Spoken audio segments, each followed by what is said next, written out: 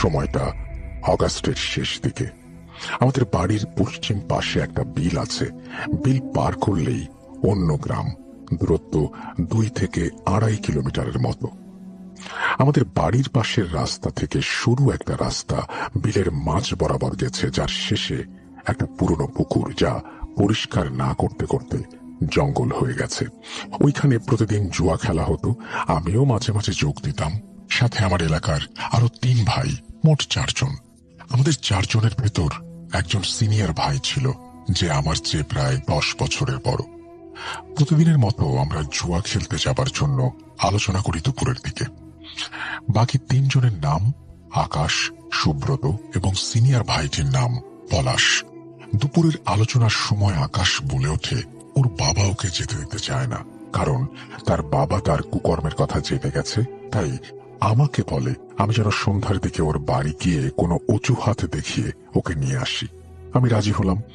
সন্ধ্যায় খাবার খেয়ে আকাশের বাড়ি গেলাম এবং ওর বাবাকে বললাম, কাকা, আমরা পাখি মারতে যাব। পরে ওর বাবা যেতে দিতে রাজি হয়। শীতের শুরু তখন। আমার পরনে একটা হাফ প্যান্ট আর একটা হুডি। আমরা দুজন বের হবার পর পলাশ এবং সুব্রতকে আকাশ কল করে এবং তাদেরকে রাস্তায় আসতে বলে, কারণ আমার ফোন বাড়িতে রেখে এসেছি, যাতে টাকা শেষ হলে ফোনটা বিক্রি করতে না হয়। তারপর 4 জন এক হয়ে রওনা দেই সেই বিলের মাঝে পুকুরের দিকে। ওই সিজনে বিলের সবখানে ধান লাগানো, আর ওই ধানের উচ্চতা প্রায় মানুষের সমান। আমরা পৌঁছে দেখি খেলা শুরু হয়ে গেছে। তখন 7:30 বাজে। খেলায় লোক বেশি হওয়াতে আমরা অংশগ্রহণ করব না সিদ্ধান্ত নিলাম, কিন্তু আকাশ বলে সে খেলবে। সে খেলাতে যোগ দিল এবং শুরুটা ভালো না হলেও একটা সময় সে অনেক টাকা লাভ করে এবং কিছু টাকা দিয়ে আমাকে বলে যে দোকান থেকে পানি আর কিছু শুকনো খাবার নিয়ে আসতে।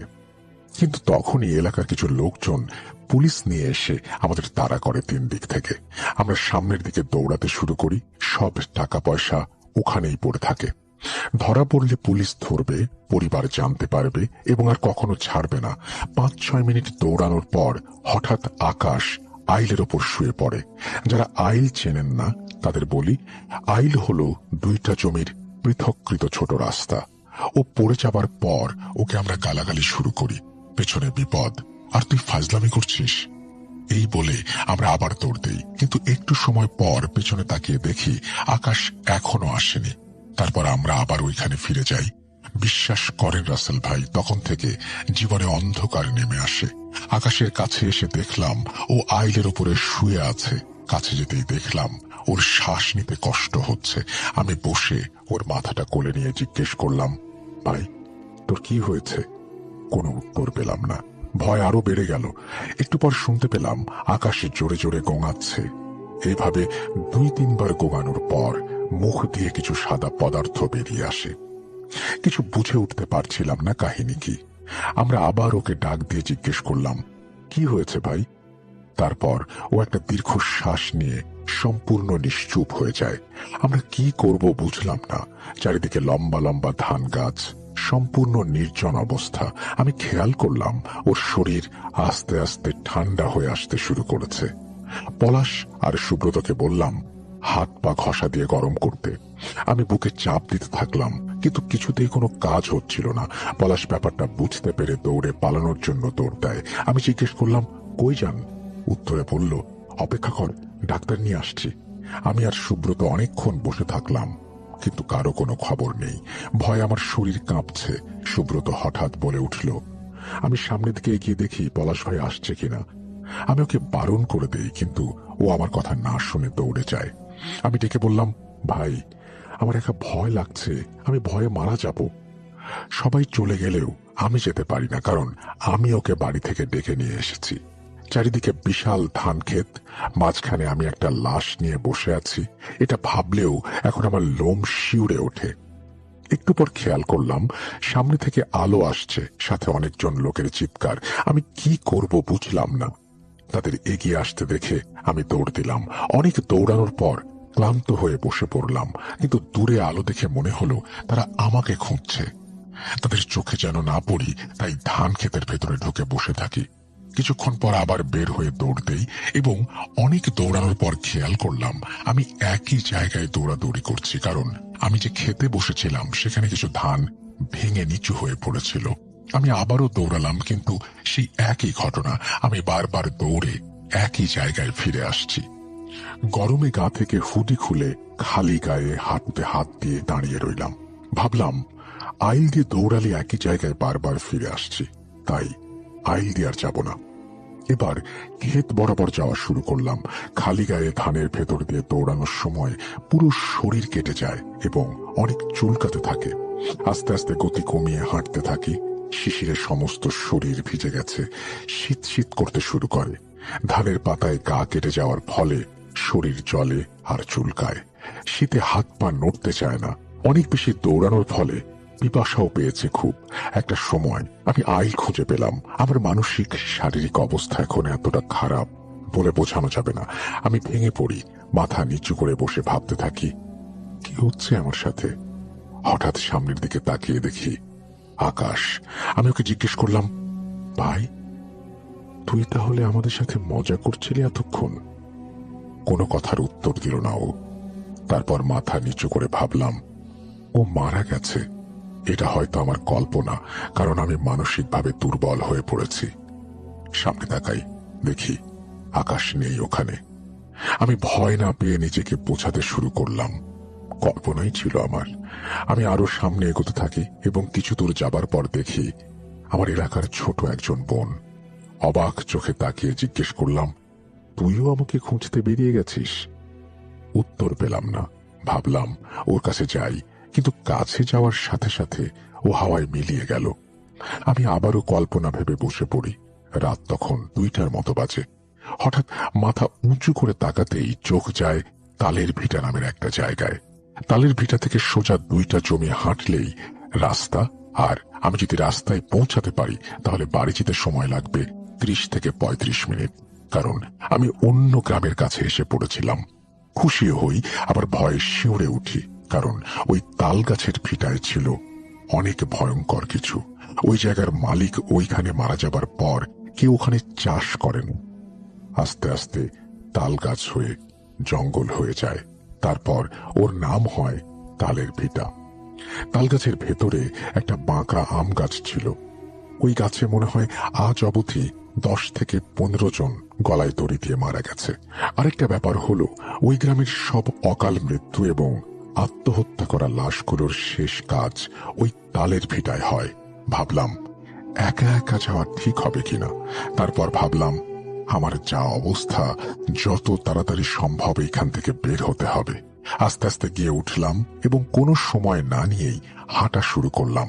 অর্ধেক পথ যাওয়ার পরেই নিজের শরীরের নিয়ন্ত্রণ হারিয়ে ফেলি এবং খেয়াল করলাম 3টা তাল গাছের মাথায় দাউ দাউ করে আগুন জ্বলছে। আমি না চাইতেও আমি হাঁটু গেড়ে বসে পড়ি ওইখানে। বুঝতে পারছি না কি হচ্ছে। আমি না চাইতেও গায়ের সমস্ত জোর দিয়ে চিৎকার করে কান্না করতে থাকি। একটু পর চিৎকার থামিয়ে নিজের নাকে মুখে নিজেই খামচি কাটতে থাকি। আমার বাম হাতের নখ বড় হওয়ায় নাক মুখ দিয়ে রক্ত ঝরা শুরু করে। নিজের পায়ে দাঁড়াতে পারছি না এমন অবস্থা। চেষ্টা করতে করতে একটা সময় সফল হই এবং তাল ভিটা ছাড়িয়ে রাস্তায় গিয়ে উঠি। রাস্তার পাশের খাল থেকেই পিপাসা মিটিয়ে নেই। বাড়ির দিকে জোরে জোরে হাঁটা শুরু করি। অনেক হাঁটার পর বাড়ির কাছে আসতেই দেখলাম আমাদের বাড়ির লোকজনে ভর্তি। সঠিক বুঝলাম না ব্যাপারটা কি হচ্ছে। আমি কিছু না ভেবেই দৌড়ে ঘরে ঢুকলাম। আমাকে ঘরে দেখেই মা দরজা বন্ধ করে দেয় এবং আমাকে জিজ্ঞেস করে, তুই বাড়িতে আসলি কেন? শুনে আমি তো অবাক। কিছু জিজ্ঞেস করার আগেই বাইরের লোক আমার আগমন টের পেয়ে বাড়ির দেয়ালে হামলা শুরু করে। আমি মাকে কারণ জিজ্ঞেস করলে বলে, পলাশ বলেছে আমি নাকি আকাশকে মেরে ফেলেছি। এটা শোনার পর আমি হারিয়ে গেলাম।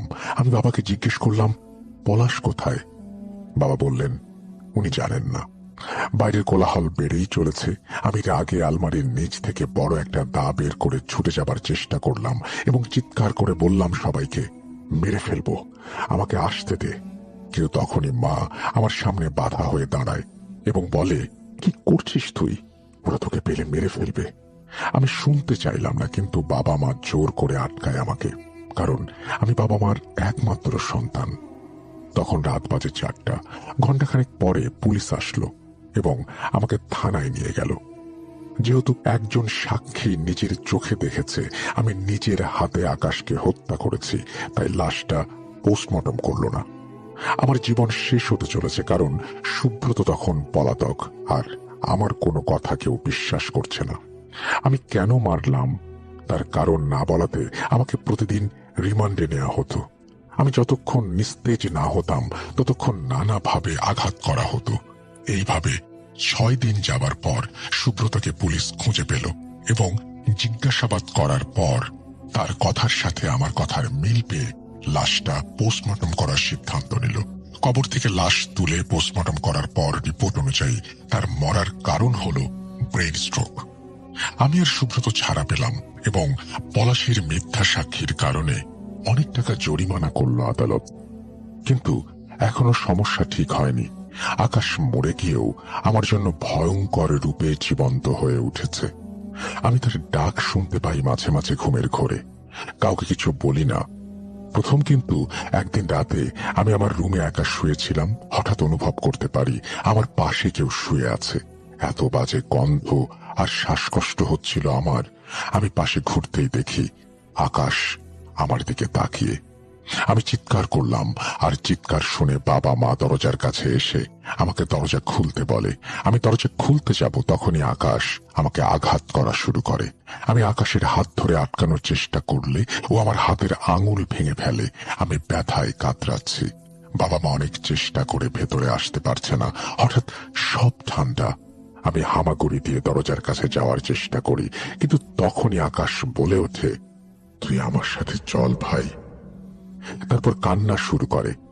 একটু পরে এসে আমার মাথায় আঘাত করে এবং আমি জ্ঞান হারিয়ে ফেলি। জ্ঞান ফিরতেই দেখি আমি হাসপাতালে এবং আমার পাশে বাবা মা সহ অনেক আত্মীয় স্বজন মন খারাপ করে দাঁড়িয়ে আছে। আমার দিকে সবাই তাকিয়ে আমি সব খুলে বললাম এবং সবাই সিদ্ধান্ত নিল আমাকে ইন্ডিয়াতে পাঠিয়ে দেবে। তারপর আমি ইন্ডিয়া যাই। সব স্বাভাবিক হয়ে যায়। 1.5 বছর পর দেশে ফিরে আসলে আবার সেই ঘটনা শুরু হয়। মানে ও আমার পিছু ছাড়েনি। ওঝা কবিরাজ দেখাতে দেখাতে বিরক্ত হয়ে যায়। তারপর বরাবরের মতো দেশ ছাড়ার সিদ্ধান্ত নেই। প্রথমে ভেবেছিলাম সিঙ্গাপুর যাব, এজন্য পাসপোর্ট জমা দেই। যে রাতে পাসপোর্ট জমা দিলাম ওই রাতে হঠাৎ করে আমার ঘুম ভেঙে যায় এবং খেয়াল করি সব অন্ধকার। ফোনটা হাতে নিয়ে বাথরুমে যাই, কিন্তু বাথরুম থেকে বের হতেই অনুভব করলাম আবার সেই বাজে গন্ধটা নাকে আসছে।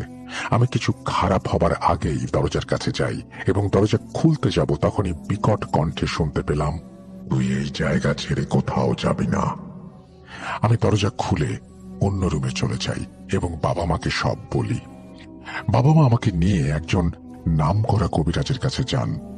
উনি আমাকে দেখে সব বুঝতে পারেন কেন আমার এত শরীরের অবস্থা খারাপ। যে কেউ দেখলে বলবে আমার কঠিন কোনো রোগ হয়েছে।